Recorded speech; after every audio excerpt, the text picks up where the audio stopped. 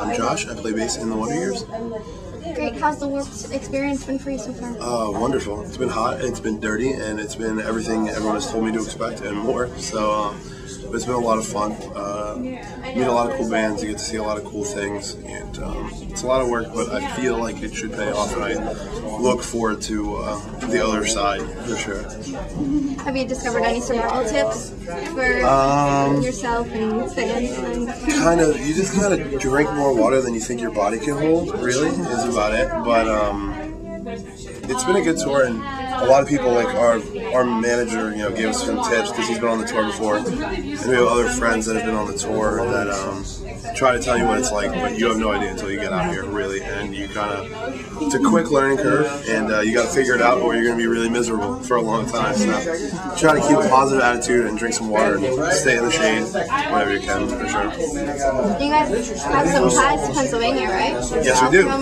We are from outside of Philadelphia. A bunch of the boys lived in the city for a long time, and it's good to be back in Camden because this is the Warped Tour we went to when we were kids. We were 13, 14 years old. We started going to Warped Tour, so it's awesome to come here and play here. And just the shows that we've seen on this stage. Also, we're lucky enough to be in an amphitheater today that I can pick out my seat when I came here and saw Blink-182 and New Found Glory when they're on the tour together and stuff like that. So it's definitely a cool feeling to be behind the scenes here now to see what the other side, how the other side lives. Absolutely, and you have the new album came out last month. Yes, came out June 14th, I guess. Yes. So, have you been playing a lot from that album in the set?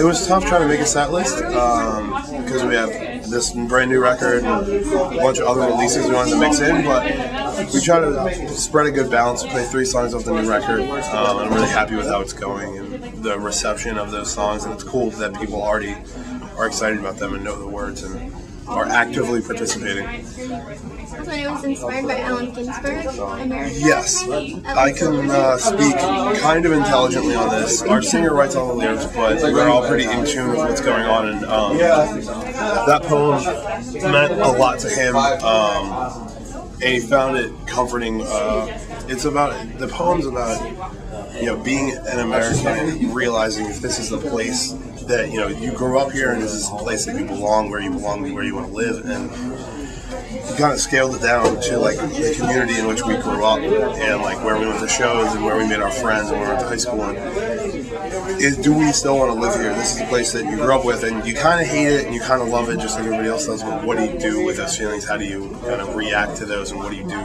with the rest of your life? And the record kind of plays out along those lines of this struggle between, yes, I want to be here because of where I'm from, or this place is miserable, these things are wrong, do I leave, do I stay? It's a back and forth. So, yeah. Has there been a song that has really gotten the crowd going? Stands out? Off the new record, the first song we play in the set is a song called Local Man Ruins Everything, which was the first song we released from the record.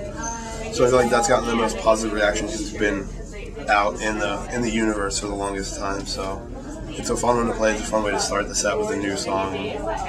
Everyone seems to be excited about it. So. What's been the funniest experience you've been a part of? On Warped Tour? Yeah. Funniest experience.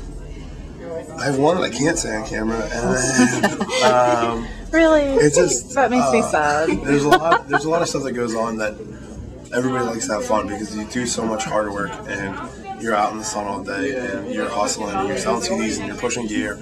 You're playing your set, but at night everybody gets to just sit around and hang out and drink an adult beverage if you want to, or abstain if that's not your bag. But you just kind of get in trouble with one another and have a good time. And it's just good to kind of intermingle with all those bands and make friends and have fun together. So, yeah, pretty much every night something new will happen that you're excited to talk about the next day with people who missed it. So. Awesome. Well, we're from popculturemadness.com, so our site is all about pop culture. Okay. Is there a particular aspect or medium of pop culture, aside from music, that you just can't get enough of? I used to not watch a lot of TV, and now I'm like really hooked on like watching like seasons of television. because like when you're in the van, and now we're lucky enough to have rented a bus for this summer. But you have some downtime while you're driving, and watching TV shows is a great way to kill time. And I've been trying to watch Scrubs in its entirety from front to back.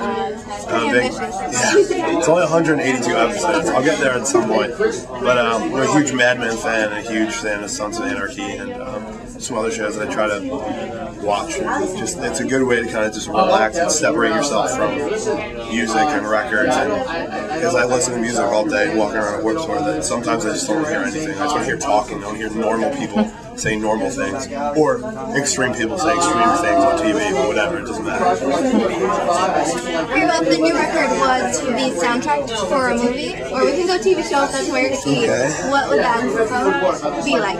What would the results like? Well, I don't know, I feel like we tried to have a kind of broad spectrum of styles all that are developed under pop punk. But I know one song for sure would be in the newest Tony Hawk's Pro Skater. That's our dream for that. We joke about it. That's the Tony Hawk song. It belongs in a Tony Hawk's Pro Skater video game. But I don't know. That's an interesting question that I don't have a good answer for. Besides Tony Hawk's Pro Skater 7, whatever one they're on. How about that one? What's the best way for fans to stay up to date with you? Many of us tweet. Matt Brash has a Tumblr. We try to use social networking as a way to reach out and interact because we can't be everywhere all the time. So it's a good way. And also the WonderYearsBand.com. You can find all of our pertinent information. With the demise of MySpace, you can find us on Facebook.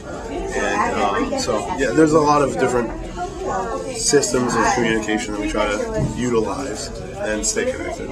And what's next for the Wonder Years after Warped is finished? We have a couple weeks off, and then we head to the UK to do a headlining tour with support from Valencia and Such Cold.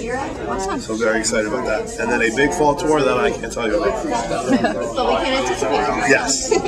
You can anticipate it being everywhere and it being very long, so I'm sure we will see all of you. Awesome. Well, thank you so much for talking with me today. Thank you. Do you have any final message for fans and visitors of PopCultureMadness.com? Check out the record and come see us live. Thanks for your time.